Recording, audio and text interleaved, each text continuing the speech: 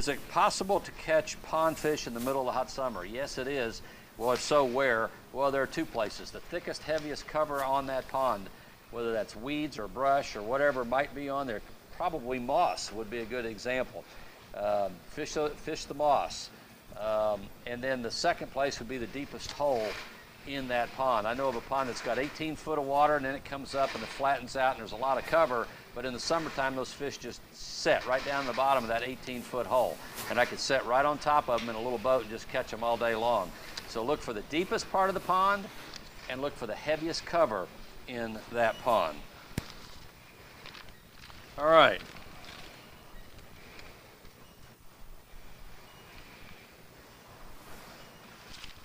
Okay. Is there much difference? This is a great question. Is there much difference between Company A and Company B lures?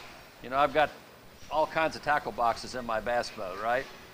And they come from, I'm not sponsored by anybody, so they come from all different companies. So my opinion is not biased because I'm not being paid to fish a certain lure.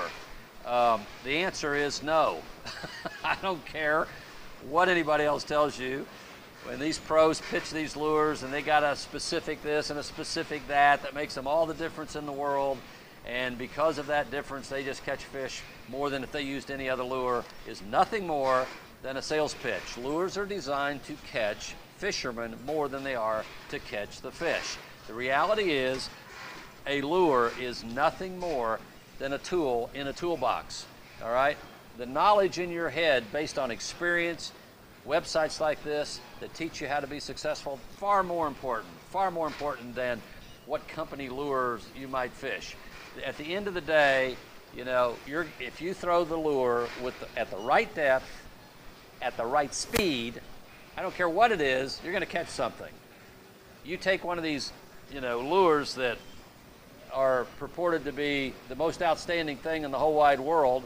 You know, this lure right here, believe it or not, is a $25 lure. Isn't that stupid? Okay. Well, is that better than a $10 lure? Well, as long as my wife doesn't see this video, no, it's not. Okay. It's really not.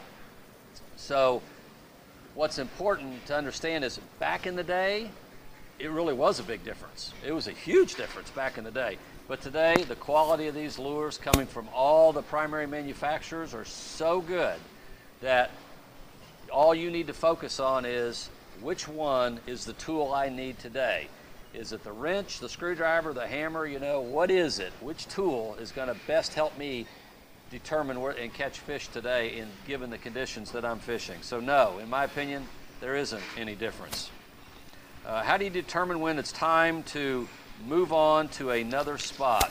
Well, that's the age-old question, isn't it? Here's what I would tell you.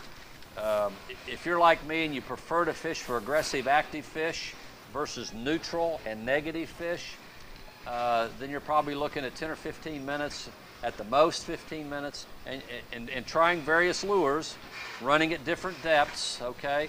From slow, like a worm or a jig, to fast, like a crankbait. Once you've tried a variety of lures at different depths on that spot, then guess what? It's time to move on. And it should take you no more than 10 or 15 minutes in order to be able to do that.